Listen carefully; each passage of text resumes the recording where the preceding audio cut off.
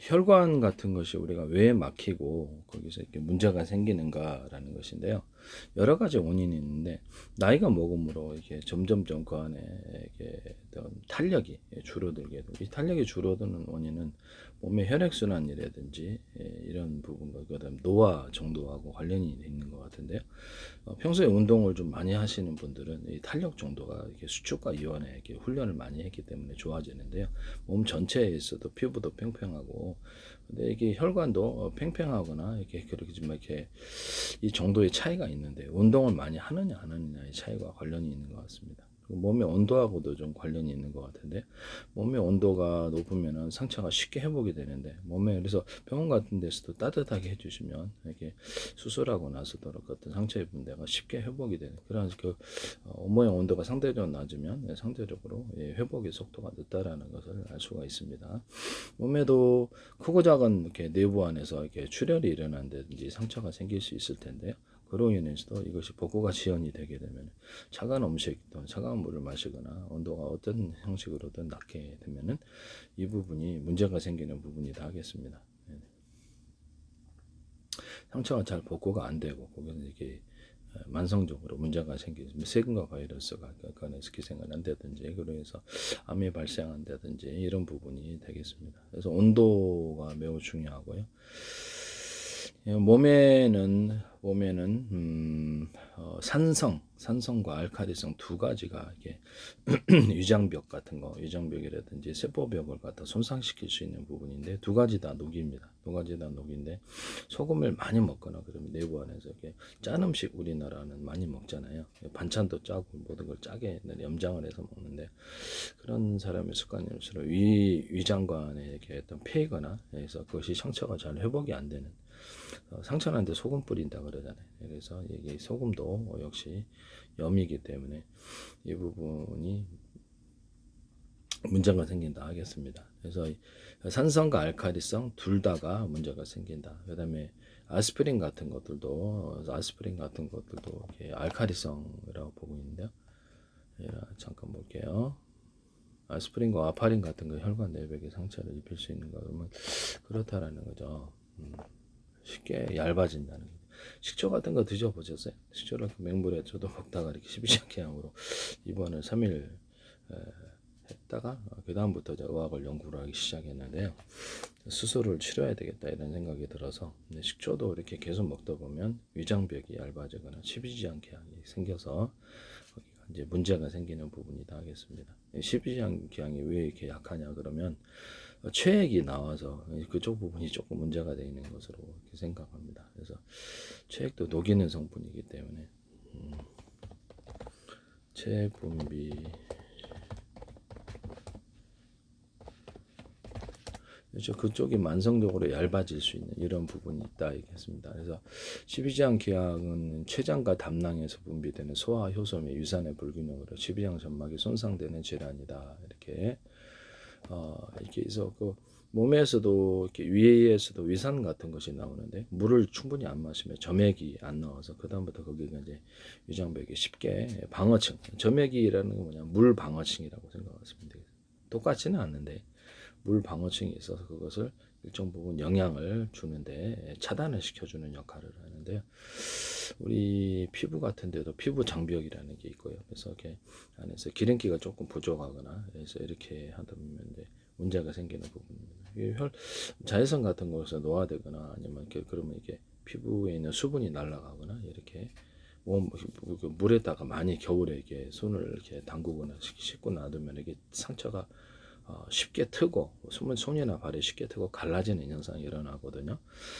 발가락 갈라지는 거 경험하신 분이 있으세요? 이런 것들 보면 발가락 갈라지는 것도 차가워지는데 그때 이제 저 같은 경우에는 저기 저기 뭡니까? 갑자기 생각이 안 나냐? 바세린을 좀 발라주면 그 안에서 보호층이 생겨가지고 상처가 아물더라고요. 근데 봄이 되면 이 발가락 갈라졌던 상처도 엄지발가락 같은데 갈라진 상처 다시 아물게 돼요. 그래서 이것이 온도하고 밀접한 관련이 있냐 그러면 그런 것 같습니다. 상처가 외부로부터 외부의 차가운 환경이라든지 보호를 받지를 못하고 그러면 상처가 쉽게 복구가 안 된다라는 거죠. 온도를 좀 높여주거나 보호축, 방어막을 외부의 환경으로부터 방어막을 만들어서 그 안에서 보호를 해줘야지 얘가 다시 세포 이렇게 다시 복구가 된다는 거죠. 몸의 온도 전체에 있어서 몸의 복구와 관련된 부분인데요. 그래서 이것이 몸의 온도가 따뜻하지 않으면 몸의 복구가 잘 안 이루어진다, 안 이루어진다 이런 부분도 마찬가지입니다. 그래서 이런 부분은 물을 적게 먹는 사람들은 이렇게 점액층의 방어층이 적게 되어서 상대적으로 자기가 어떤 짠 음식을 자주 반복해서 많이 먹는데 몸에 있어서 위산이 많이 나오게 하는 뭐 커피도 되겠습니다만은 위산이 많이 나오게 하는 특정 어떤 음식물들이 존재합니다.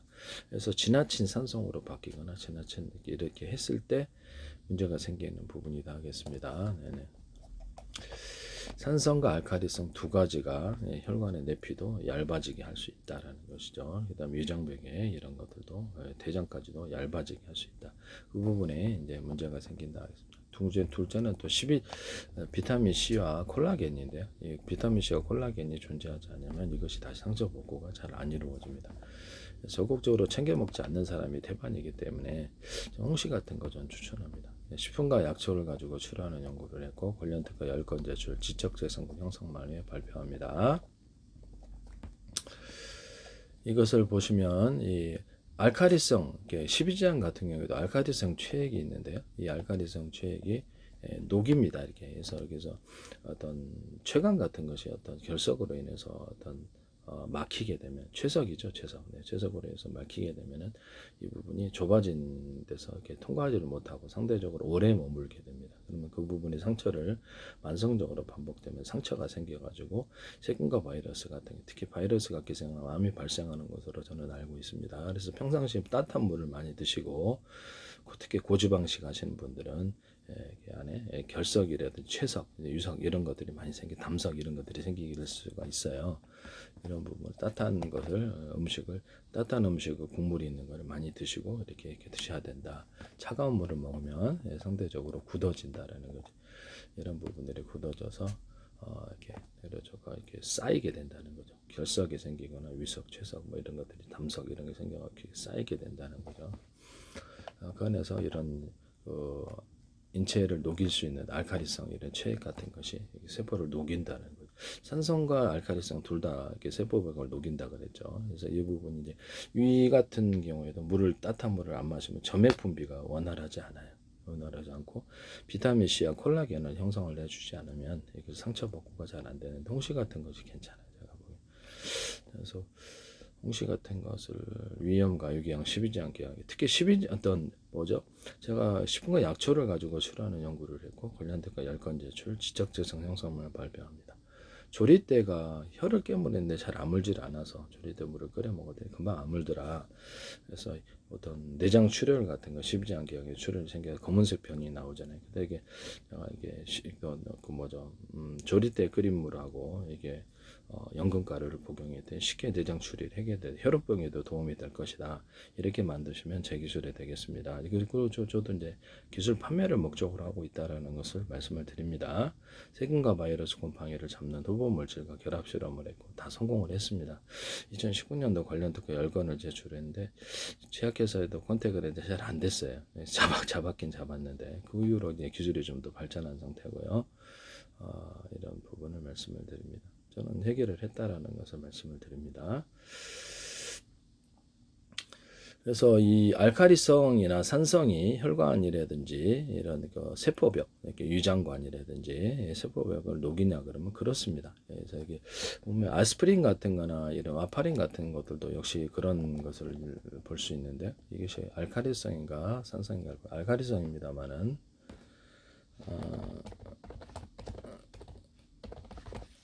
아스피린이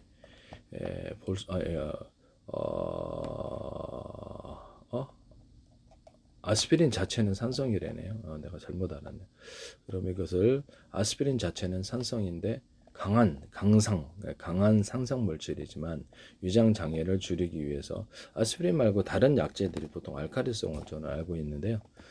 아스피린은 본래 강한 산성 물질이지만 위장 장애를 줄이기 위해서 탄산, 칼슘, 탄산, 망간의 알칼리성 물질을 혼합한다. 그래서 완충 아스피린으로 제조한다. 그래서 이렇게 이 완충제가 이게 아스피린 자체는 산성이 살레실산에서 유래한다고. 그래서 이런 부분이 유전마 알카리성의 산성을 중화를 시켜서 그렇게 산성 아스피린의 산성을 중화시켜서 알카리성을 조금 더 첨가를 시켜줌으로 인해서 이것이 지나친 강산으로 가지 않게 위장관이라든지 이렇게 상처를 주지 않게 위장 보호를 위해 알카리성 완충 물질을 첨가를 해서 완충 아스피린을 생산한다 합니다. 이런 것들도 이게 혈관을 폐기하거나 유장관에 손상을 입힐 수 있냐 그러면 그렇습니다. 아스피린과 혈관 손상, 알카리성과 세균성, 산성 두 가지 다 혈관 손상을 일으킬 수 있는데 위장관 벽도 마찬가지 얇아지게 해서 식초 먹다가 저도 입원했다 그랬죠. 이렇게 식초 먹으면 이렇게 계속 그 부분이 근데 저 발했다가 저도 저 격제력 무좀이 있어서 상하식초를 넣고 3배식초 말고 오뚜기 상하식초가 이렇게 퓨슉 이렇게 계속 뿌렸어요. 그랬더니 싹 거기 녹더라고요. 그래서 얘네들이 세포벽에 녹는구나. 그럼 인체에 있어서 어떤 우리가 이렇게 산성 물질이라든지 이런 것들로 인해서 세균과 바이러스 세포벽이 면역 세포보다 세포벽이 얇으니까 한번 녹여보자라고 실험을 해봤는데요. 어떤 발에다가 그 상하수초라든지 무좀 치료에 있어서 이걸 하시면 되겠습니다. 드라이기 같은 거 열탕소독을 이렇게 가열을 해가지고 상처가 진물 나는 건 복구를 시키고 어떤 각질력 무좀 종류는 상하수초에 도움이 된다. 너는 그걸로 해결을 했습니다. 그래서 계속 반복해서 뿌렸다라는 거죠. 하루에 이렇게 7번씩 10번씩 뿌렸네. 내가 그랬더니 낫더라. 락스 과산화수소 베이킹소다 97.3 또는 프로테이즈는 마음대로 조절하셔야 된다. 이걸 섞었더니 프로테이즈는 마음대로 조절할 수 있어요. 저는 딱 제사하는 게 아니기 때문에 이 어떤 사타구니 완선이 좀 있었어요. 그래서 해결이 안 돼 되게 속상했는데 이거를 드라이기로 이렇게 열탕소독을 드라이기 온도가 120도 정도 되거든요. 최고도라면 전문가용 드라이기가 19,000원 하던데 가열을 해서 흔들흔들 거리면서 여기 하열의 홍대 가면 이렇게 화상을 입으니까 흔들흔들하면서 좀 뛰었다고 한참이다. 몇 번을 반복하니까 이 상처가 소멸이 되고 아물게 되더라고요. 이렇게 살균이 되면서 왜냐하면 세균과 바이러스 곰팡이로 인해 생긴데 이건 곰팡이로 인해 생기는 건데 상처가 진물을 넣는다는 거죠. 그래서 계속 방치할수록 이게 그래서 이거를 냄새도 나고 악취가 나면 세균이 있는 거죠. 그래서 이렇게 가열을 해서 이것을 없애요. 그 다음에 이제 락스 과산화 베이킹 소다 하루에 이렇게 비닐 장갑에 계속 반복해서 화장실에 이렇게 앉아가지고 저기 사방에 앉아가지고 이렇게 비닐 장갑에다 이것을 뿌렸더니 하루에 한 7번, 8번씩 막 10번씩 뿌렸던 것 같아요. 금방 낫더라고요. 그다음부터 안 나더라고요. 그다음부터 저도 이제 여름이면 세균이 쉽게 발생하고 곰팡이가 발생할 수 있어서 이걸로 관리하고 있는데 해결을 다 했습니다. 그래서 이거를 락스 과산화 베이킹 소다는 어류 같은 데는 동물 치료에 피부병 치료에도 탁월하다. 이렇게 충치균 같은 것도 꿀럭꿀럭 하니까 이게 해결이 되더라고. 옛날에 사과식초나 이런 식초로 했었는데 그것이 이렇게 이빨을 좀 이렇게 범랑질을 녹이는 부분이 있어서 그거보다 낫더라고요. 그래서 요새는 그걸 하고 있다라는 것을 말씀을 드립니다. 이건 그렇죠. 자기 연구 결과이니까요. 지적재산 형성과 기술 판매를 목적으로 하고 있다라는 것을 말씀을 드립니다. 하시면 저 기술이 되겠다. 그 다음에 토마토 케찹 절반, 깔라만시 콸콸, 그 다음에 매실청 콸콸, 그 다음에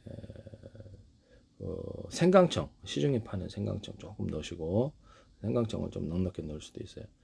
그 다음에 콜라, 펩시콜라 칼칼 넣어주고 거기다가 초고추장 있어요. 고추장에다가 유자청을 많이 넣고 마늘, 생마늘 가른 거 넣어주고 그다음에 간장, 그다음에 설탕 넣은 거, 간장이나 참치 설탕 넣은 거. 이때는 제가 다른 걸 안 넣어요. 기름 같은 거를 이것만 넣고 몇 스푼을 넣어줍니다. 이게 빠지면은 치료가 잘 안 되더라고요. 그래서 이렇게 해가지고 조리 때 끓인 물을 같이 넣어서 그래서 이거 어떤 컵에 옮겨가지고 물 조금 타가지고 한 7번 조금씩 나눠서 먹이면 20초 30초에 혈액 속에 반영이 돼 이것을 안에 세포벽에 세균과 바이러스의 세포벽에 녹이는 것 같아요. 저는 저를 대상으로 실험을 했는데 성공을 했습니다. 인체에 먹는 식품 중에 약간 이런 효과가 바이러스나 세균에 대해 효과가 있거나 것을 얘를 녹일 수 있는. 왜냐하면 그 사과시루 같은 거는 발에 막진부전 애들이 발이 맨들맨들해지더라. 그래서 이게 세포벽을 녹이는구나라는 게 거기에 착안을 해서 우리 면역 세포들이 세균과 바이러스에 이것을 세균과 바이러스 빵꾸를 뚫어가지고 터트리는 게 하고 있거든요. 그걸로 이제 방어층을 방어를 하는데요. 거기에 이제 제가 착안을 했죠. 이게 필링을 하면 예를 들어 세포벽을 얇게 필링하면 얘가 터진다. 성공을 했어요. 성공을 했다라는 것을 말씀을 드립니다. 저는 커피 같은 거를 항바이러스 작용에 착안을 해서 커피를 콩기름에 한번 튀겨봤어요. 콩기름이나 다른데 튀겨서 로스팅 하시면 물에 한번 씻어서 로스팅. 근데 갈아가지고 많이 넣고 주전자 넣고 끓였다라는 거죠. 그다음에 조리대물하고 결합해서 했더니 이것이 편도성 이런 작용이 금방 싹 사라져버려 닿자마자. 그래서 되게 놀랐다 작용에 대해서.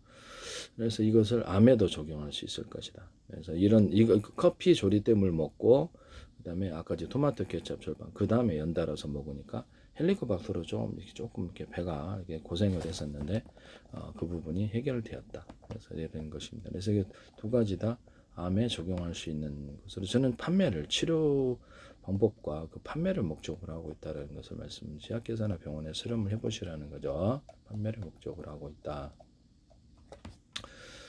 저 제약회사나 이런데 그다음에 이런데 판매를 목적으로 하고 있다라는 것을 말씀을 드립니다.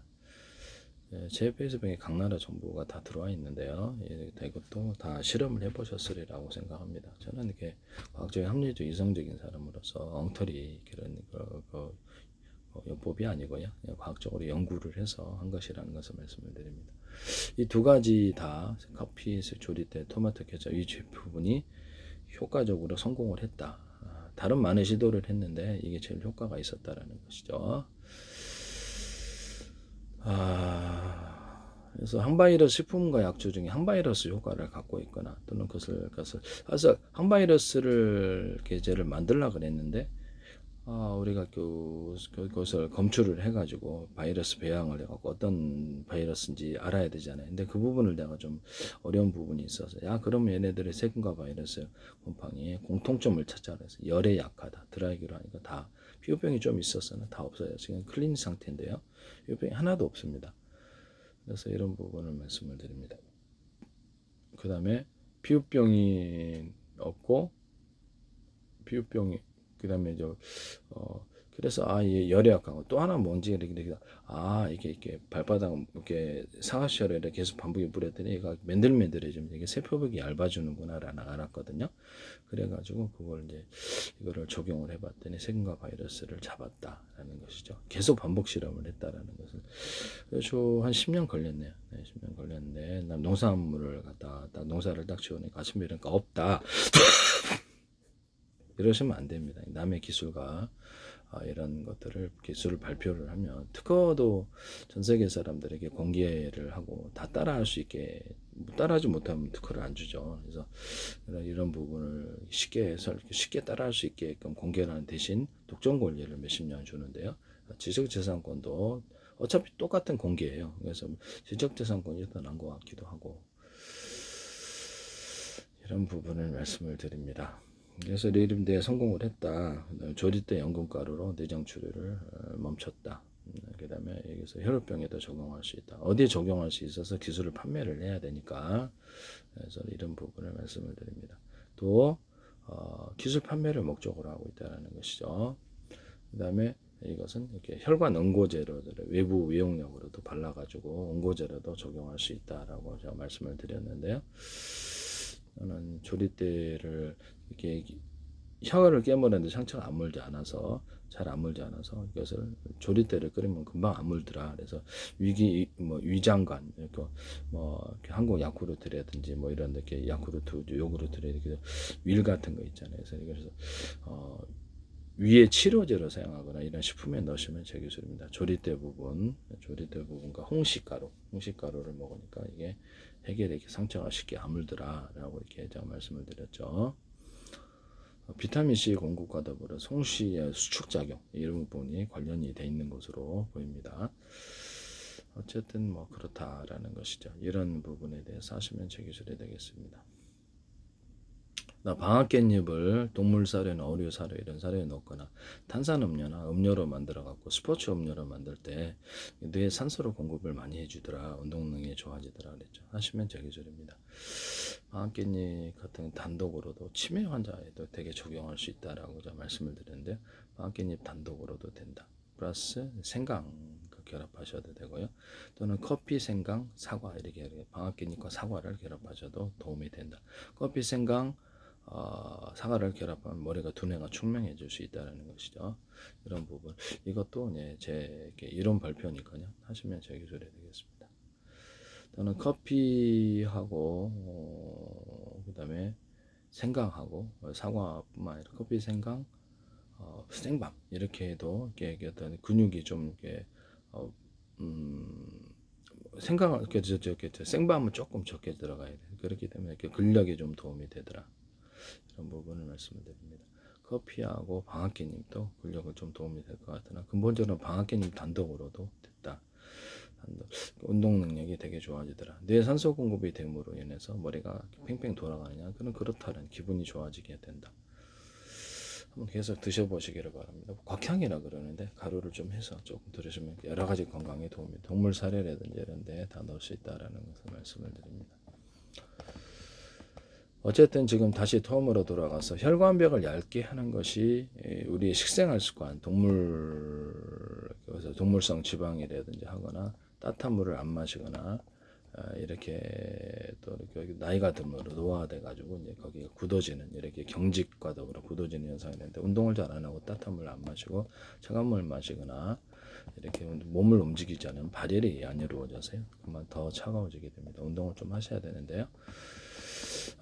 수축과 유한 운동을 하셔야 됩니다. 그래서 이 수축과 유한, 유산소 운동을 해도 심장으로 쓰러지는 분들이 꽤 많은데요. 그래서 그러면 근본적으로 혈관이 막히는 것이 기름기 때문에 그렇다라는 것은 특히 중성지방, 우리 쌀 먹었을 때 살이 저도 확 찌는데, 그래서 라면 다이어트를 좀 해봤는데 도저히 배고파서 밥을 먹으면 금방 배가 확 나.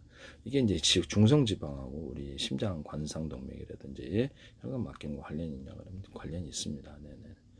그래서 운동을 통해서 여름 같은 온도를 좀 높이면 이 기름이 몸의 피부를 통해서 이렇게 빠져나가게 되는데요.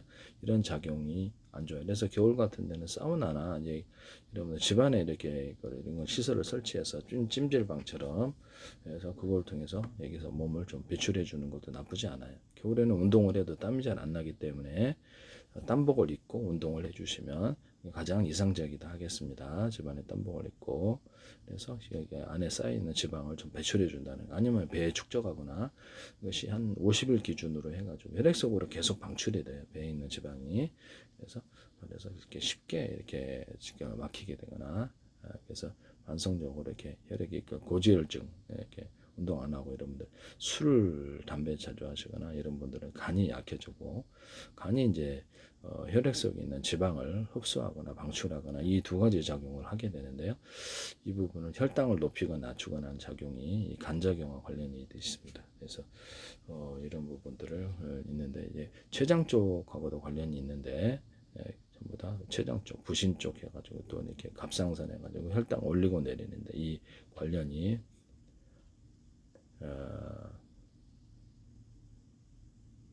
관련이 돼 있다라는 것을 말씀을 드리는데요.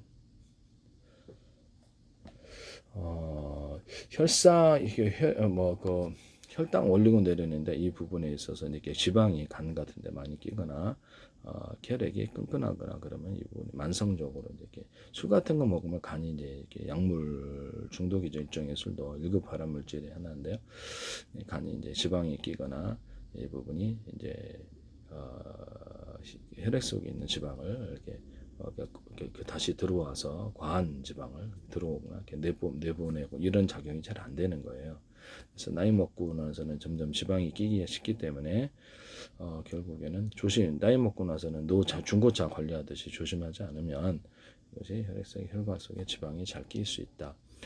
그리고 우리가 먹는 식품 중에 우리가 알지 못하지만 만성적으로 산성이나 알칼리성으로 기울어지는 특정 유전막이라든지 혈관을 상처를 주는 그런 얇아지게 하는 그런 부분이 존재하고요. 홍시라든지 이런 비타민C라든지 콜라겐 이런 것을 잘 드시지 않으시면 그것도 잘 복구가 안 됩니다. 특히 제가 세멸치 같은 것이 제가 복구가 안 돼요. 이빨 손상됐을 때 이빨이 쉽게 이렇게 부서지거나 이렇게 쉽게 이렇게 아리거나 이런 분들은 그래서 칼슘을 좀 드셔보시는데 세멸치가 작용이 된다라고 말씀을 드립니다.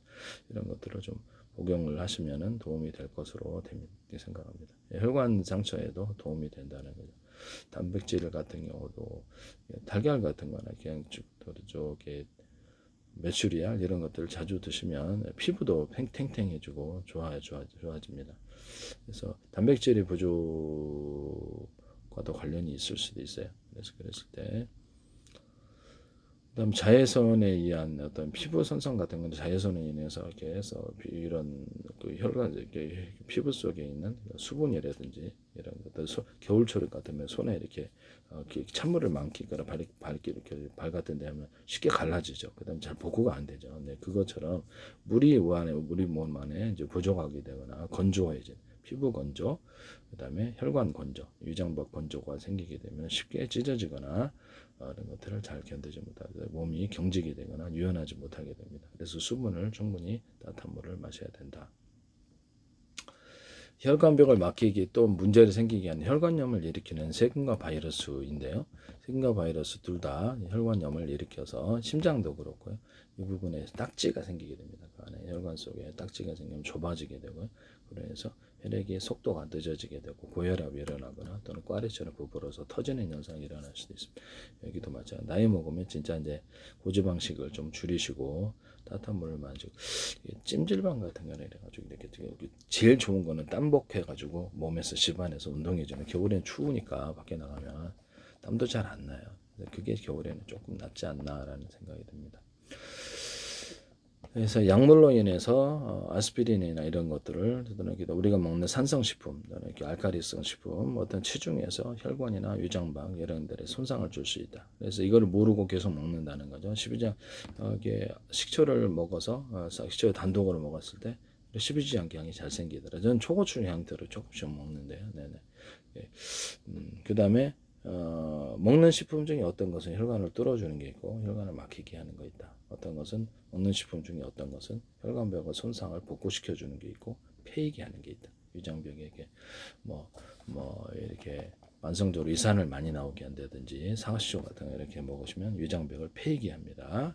특히 십이지장경 쪽은 체액이 나오거나 담낭액이 나오게 이런 부분이라서 취약점이 되겠습니다. 얇아질 수 있는 부분인데요. 적극적으로 식품을 보강해 송시라든지 이렇게 단백질, 칼슘, 그다음에 어떤 단백질 종류는 그냥 달걀 이런 것들을 통해서 달걀이나 메추리알 이런 것들을 통해서 보강을 해주지 않으면 이 부분이 약해질 수가 있어요. 비타민 C는 특히 만성적으로 부족할 수 있습니다.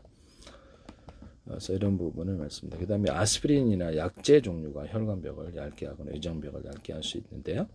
아스피린은 혈소판 응집을 억제하여 혈관 속 혈정 현상을 막고 심내혈관 질환 예방하는 핵심 약물이지만 이게 이제 뚫는 강한 산성에다가 물론 첨가시켜서 알칼리성 혈관벽을 얇게 만들거나 이렇게 나와 있어요.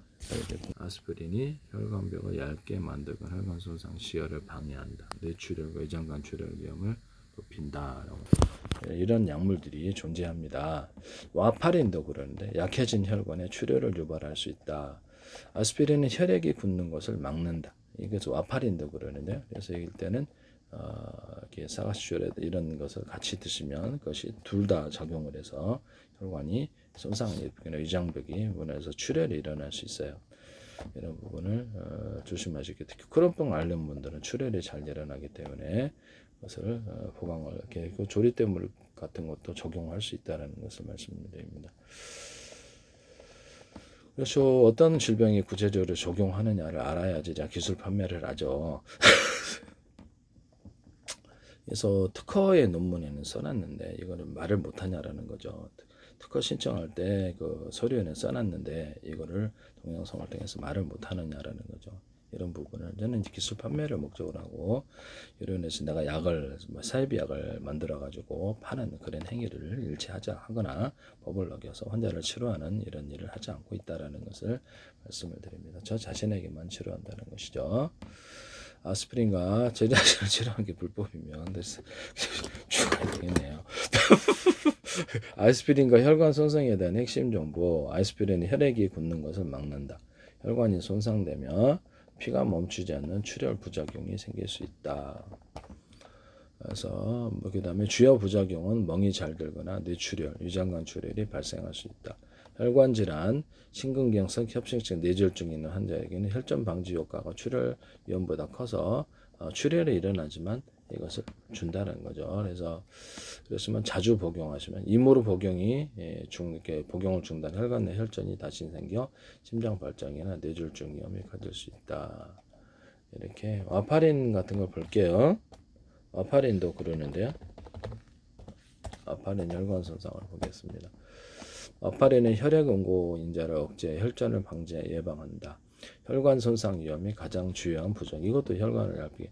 약효가 과도할 경우 뇌출혈과 위장관 출혈, 잇몸 출혈, 심각한 출혈을 일으킬 수 있다. 그래서 주기적인 수칙은 생활속 상처부의 비타민 K 섭취 조절이 필수적이다. 약효가 너무 강하면 그래서 여기 병원에서도 과다 처방을 하면 출혈로 인해서 사망하는 경우가 꽤 있습니다. 그래서 그 사람이 이제 똑같은 양을 처방을 했는데 그 사람은 쉽게 출혈을 일으키는 이런 사람이 존재할 수 있다. 약효가 너무 강하면 잇몸 출혈, 코피, 쉽게 드는 멍, 소변, 이게 지금 구글 자료에 있고 있습니다. 네네. 소변 내 피, 위장관 출혈, 혈관 판례나 출혈이 발생한다. 이것을 보시면 와파린은 혈관 손상 출혈 위험 가장 중요한 부작용이다. 그래서 잇몸 출혈, 코피도 나거나 소변 내 위장관 출혈, 중추신경 출혈 이런 부분이 있을 수 있다. 그래서 이런 부분을 말씀을 드립니다. 와파린이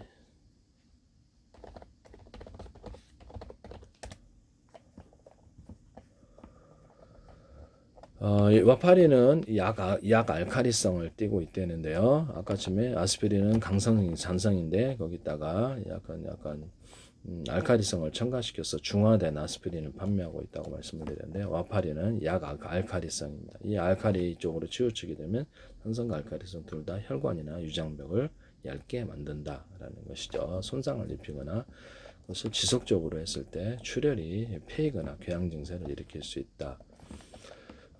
이런 부분을 와파린은 이렇게 혈액이 굳는 것을 이렇게 아스피린과 더불어 할 수 있다. 혈전 생성을 예방하는데요.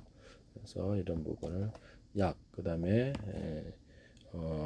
약 중에 알칼리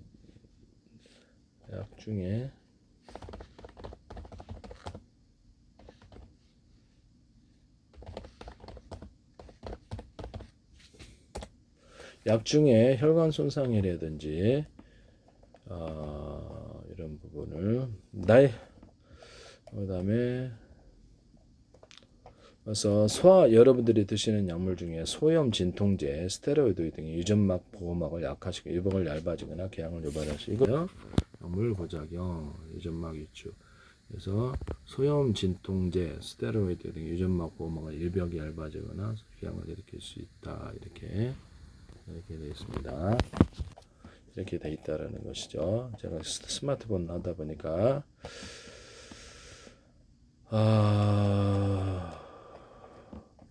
그래서 그 다음에 이런 부분을 말씀드렸어요. 그래서 세균과 바이러스로 인한 어떤 혈관염이 생길 때 그때도 딱지가 생기거나 해서 막히거나 이런 현상이 생기고 그것이 만성적으로 출혈을 일으킬 수 있는 이런 부분이다라는 것을 말씀을 드립니다. 좀 이따 하겠습니다. 혈관이 약해지는 원인은 고혈압, 당뇨병, 고지혈증이 혈관벽을 딱딱하게 만들거나 죽상동맥 경화증 구조를 약화시킨다. 흡연, 비만, 스트레스, 운동 부족은 혈관 건강을 해치는 주요 원인이다.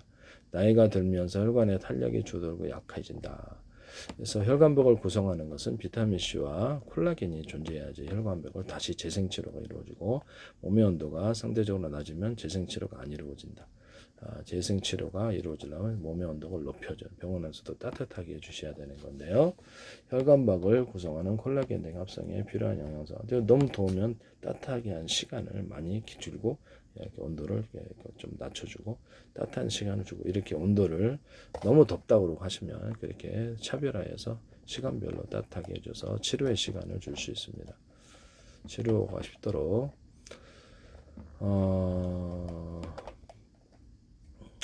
만성적인 염증은 헬리코박터도 있고요. 이 헬리코박터 같은 것도 위산을 많이 이렇게 나오게 할 수 있는데, 위산을 많이 나오게 하는 게 뭐냐면은 커피, 초콜릿 이런 부분들인데, 일단 술 같은 것도 이렇게 알코올도 이렇게 얇아지게 하죠. 그래서 만성적인 염증은 유전막을 지속적으로 손상시켜 유병을 얇아지게 합니다. 소염 진통제, 스테로이드 등은 유전막 보호막을 약화시켜 유병이 얇아지거나 궤양을 유발할 수 있습니다. 혈관에도 동일하게 적용한다는 것이죠. 그래서 우리가 먹는 약 중에는 우리가 모르지만 이런 것이 존재한다.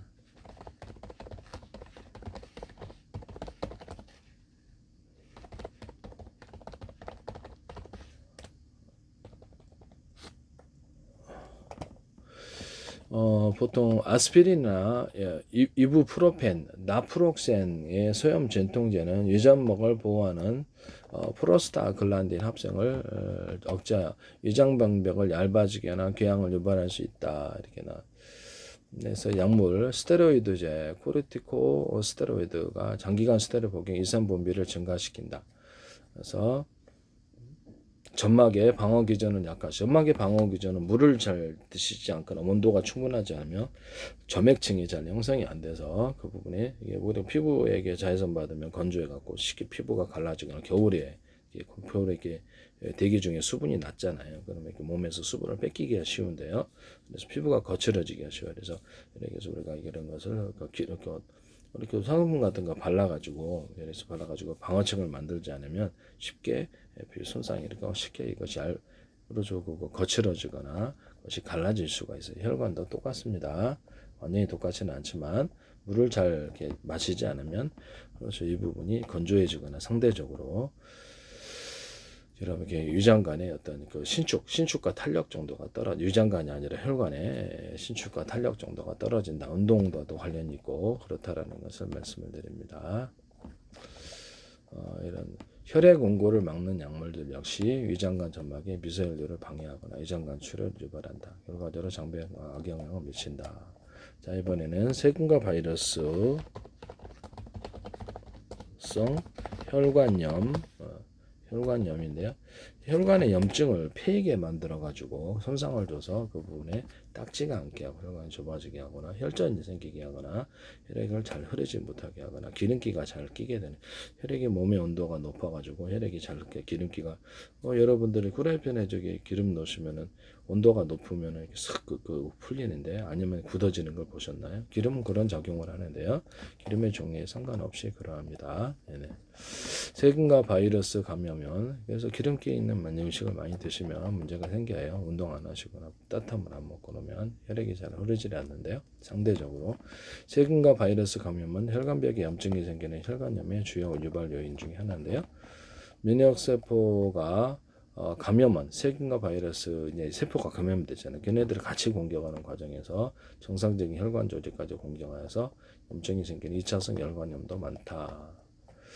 그래서 용혈성 연쇄구균, 내균은 이런 세균 감염이 원인이 되어서 발생하고요. 세균성 혈관염은 그래서 급성 감염 후 발생하는 급성 사교체 신염, 백혈구 파괴성 혈관염이 있다. 바이러스성 혈관염은 시형 간염 바이러스. 우리가 생각하는 뭐냐면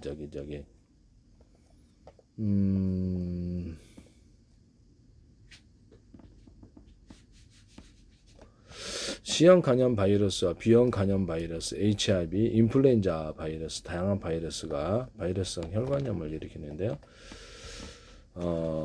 저기 갑자기 생각이 안 나는데 내가 아까 졸려가지고 자다 일어날 때 C형 간염 바이러스는 할렌 글로불린 혈증성 혈관염을 일으키는 가장 중요한 원인 중에 하나다.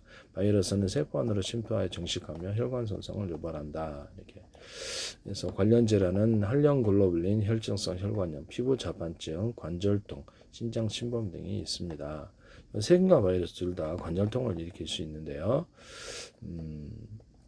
또는 바이러스 주된 것이 제가 이렇게 여기 보면 이렇게 헤르페스 증상이 있잖아요. 헤르페스 종류들이 이렇게 대상포진도 헤르페스 종류예요. 근데 얘네들이 저도 경험을 했는데 입술에 이렇게 포진이 일어나거나 코 안에도 염증이 생기고 그래서 얼굴을 얼얼하게 만듭니다. 저는 여기서 드라이기로 이거 가열을 하거나 약물을 먹어서 스스로 해결했는데요. 이게 약간 묵직하게 느껴 됩니다. 그래서 그거를 하거든요.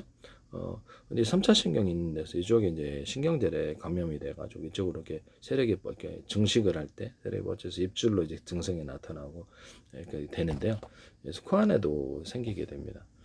이게 이제 어디든 몸에 어디든 다 갈 수 있다는 게 문제인데요. 그래서 이런 부분이 이제 이게 신경계통을 이렇게 마비를 어느 정도 시켜주거나 이렇게 경직을 일으켜 줄 수 있다라는 것이다. 바이러스가 아직 연구 중에는 제가 연구를 해보니까 그래서 얘네들이 혈관도 경직도 혈관이 이제 나이 먹어가지고 탄력도가 떨어지고 운동도 안 하고 이렇게 따뜻한만 하면 그러면 이렇게 탄력도가 떨어지죠. 어렸을 때는 얘들도 탱탱볼인데 나이 먹으면 몸도 이렇게 둔해지고 잘 이렇게 딱딱해진답니다. 그래서 혈관도 그러하는데요. 운동을 꾸준히 하셔야 되겠습니다. 그래서 스트레칭도 자주 해서 몸에 이렇게 그다음에 이런 부분이 있는데요. 그래서 감염성 혈관염의 주요 증상은 피부 아래 출혈을 일어난 붉은 반점, 피부 발진, 만져지는 자반증 이런 거, 고열과 근육통, 관절통, 피로감, 식욕 및 체중 감소가 있다라는 심하면 소화기 복통, 소화기 복통, 심하면 장기 침범, 감염성 혈관염, 신장 사고체 심해 신경계 이상을 유발한다. 그래서 바이러스적인 항바이러스, 세균이면 항생제를 사용하는데요. 이런 부분을 재발할 수가 있다라고 이게 나옵니다. 제 생각에는 이 췌장 같은데도 12지장 기항과 밀접하고 관련이 붙어 있는 데가 지금 췌장인데요. 이런 부분에도 세균과 바이러스가 그쪽으로 침범을 하는 게 아닌가라는 생각을 하고 있거든요. 12지장 기항의 원인은 사람들이 쉽게 알지 못하지만 음식물, 상식이나 식초 드시고 병원에 많이 입원하신다고 그러더라고요. 그것만은 아닌데요. 그것과 더불어서 여러 가지 다양한 세포벽이 얇아져서 그러겠죠. 만성적으로 그런 것도 있겠지만은 위장관 위에 같은 경우는 헬리코박터로 인해서 위산이 많이 분비되거나 헬리코박터로 인해서도 손상이 되는 경우가 있다고 하는데 12지장 기형의 원인도 정확한 원인은 밝히지 못하는 부분이 있다. 그래서 12지장에도 그러면 이렇게 세균과 바이러스 기생할 수 있느냐 가능하다고 저는 생각하는데요.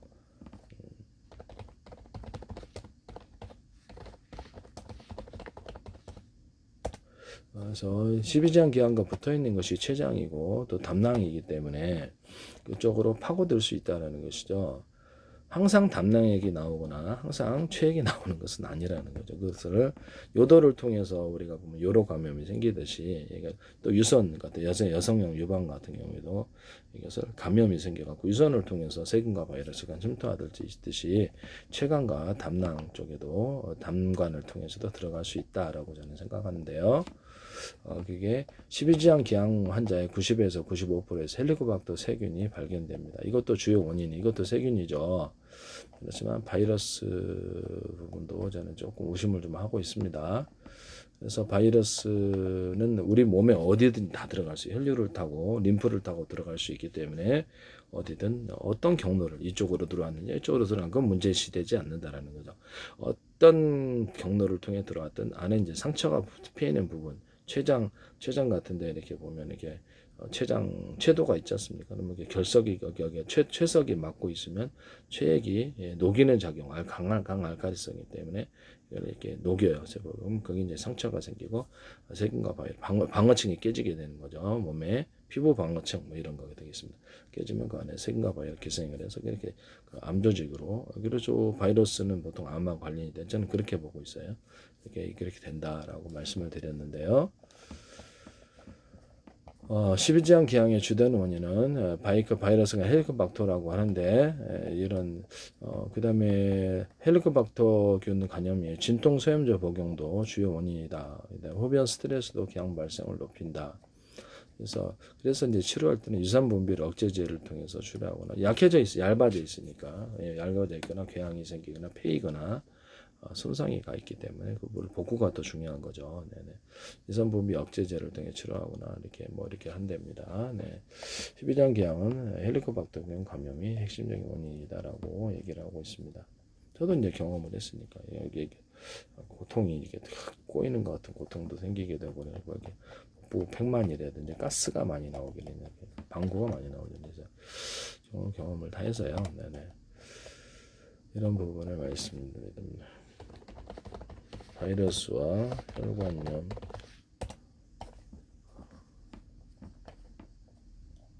간염 바이러스와 헤르페스 바이러스 혈관을 손상을 입히는데요.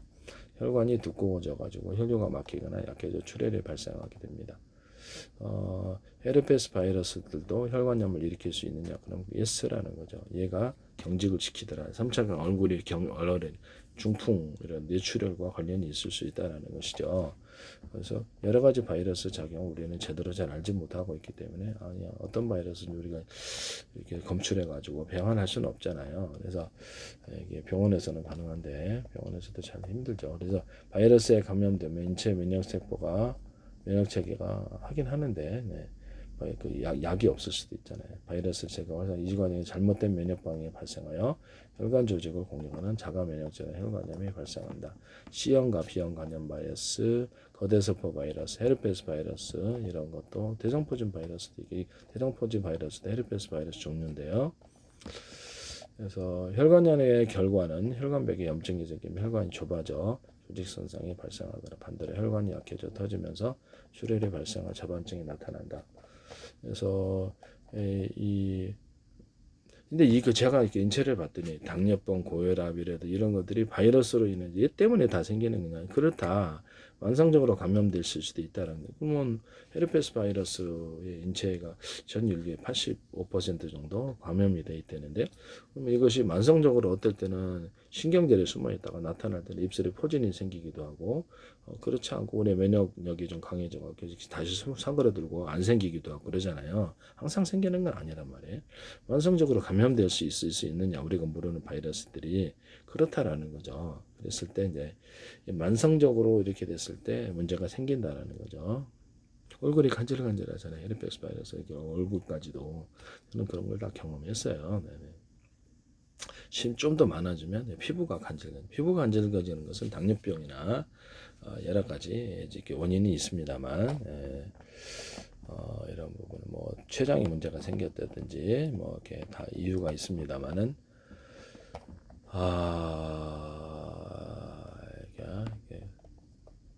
이게 세균과 바이러스 때문에 그럴 수도 있고 어쨌든 세균과 바이러스로 인해서 얘가 이렇게 고혈압이 생기거나 뇌출혈이나 중풍 종류 뇌졸중이 생기거나 심장 쪽에도 문제가 생길 수 있는데요. 심장과 세균과 바이러스성 심장과 세균과 바이러스성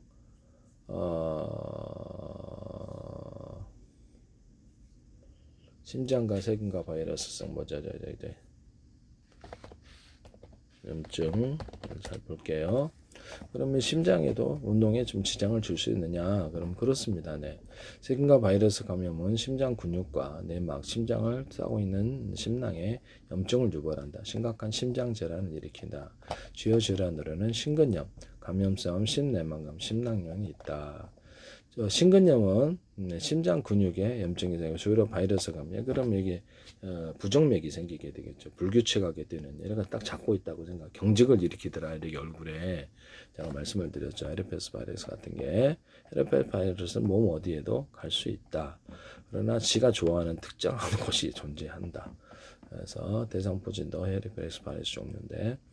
심장 근육에 염증이 생긴다. 심근염 바이러스 감염의 원인인데 심장 혈관이 막히지 않아 심장 기능이 떨어져 숨이 차거나 가슴 통증을 유발한다. 40대 초반에 자주 발생, 젊은이들의 급사 원인이 된다. 감염성 심내막염, 세균 곰팡이 등의 심장의 내막이나 판막에 침범하여 우종, 세균 덩어리를 형성한다. 그래서 연세의 상교균이나 포도당 상교균이 주요 원인균이고 심장 판막 손상을 초래합니다.